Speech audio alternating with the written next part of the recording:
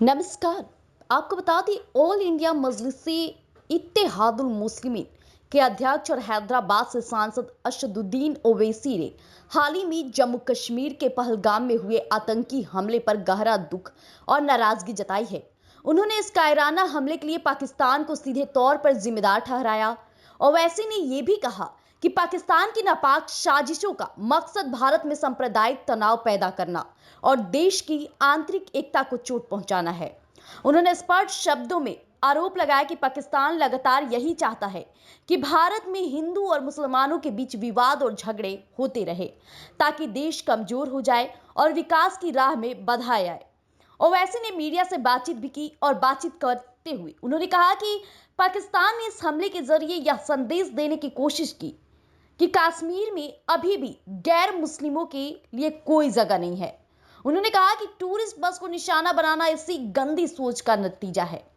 आतंकियों का उद्देश्य था कि देश के अन्य हिस्सों से लोग जम्मू कश्मीर आने से डरने लगे और घाटी का पर्यटन उद्योग प्रभावित हो। ओवैसी ने इसे न सिर्फ एक आतंकी हमला बल्कि देश की एकता और सांप्रदायिक सौहार्द पर सीधा हमला करार दिया है। असदुद्दीन ओवैसी ने देशवासियों से अपील की कि वे इस मुश्किल घड़ी में एकजुट रहे और आतंकियों के मंसूबों को कामयाब बिल्कुल ना होने दें। उन्होंने आगे ये भी कहा कि आतंकवादी संगठन और उनके समर्थक भारत के सामाजिक ताने बाने को तोड़ने की कोशिश कर रहे हैं, लेकिन हमें उनके षड्यंत्रों को नाकाम करना है। उन्होंने जनता से आग्रह किया कि वह धर्म, जाति या भाषा के नाम पर किसी भी तरह के विभाजन के बहकावे में न आए और देश की एकता को बनाए रखे। ऐसे में ओवैसी ने केंद्र सरकार से भी इस हमले पर कठोर कदम उठाने की मांग की है। उन्होंने कहा कि विपक्ष में होने के बावजूद हम सरकार से अपील करते हैं कि वह पाकिस्तान के खिलाफ इस हमले को लेकर सख्त रुख अपनाए। उन्होंने कहा कि यह वक्त राजनीति करने का नहीं बल्कि एकजुट होकर आतंकवाद के खिलाफ निर्णायक कार्रवाई करने का है।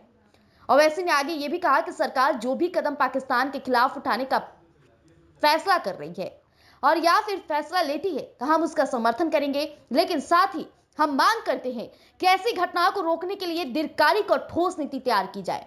उन्होंने आगे ये भी कहा कि पहलगाम जैसा हमला न केवल निर्दोष नागरिकों की जान लेता है बल्कि देश के भीतर भय और असुरक्षा का माहौल भी पैदा करता है। ऐसे में केंद्र और राज्य सरकारों को सुरक्षा व्यवस्था को और मजबूत करना चाहिए, खासकर उन इलाकों में जो आतंकवाद से प्रभावित रहे हैं। ओवैसी ने सुरक्षा बलों के साहस और समर्पण की भी काफी ज्यादा सराहना की है और कहा कि देश की सुरक्षा के लिए हमारे जवान दिन रात संघर्ष कर रहे हैं, जिनकी कुर्बानी को कोई भी नजरअंदाज बिल्कुल भी नहीं किया जा सकता है। ऐसे में अंत में ओवैसी ने कहा कि भारत एक मजबूत लोकतंत्र है और यहाँ के लोग हर चुनौती का डटकर सामना करने में सक्षम हैं।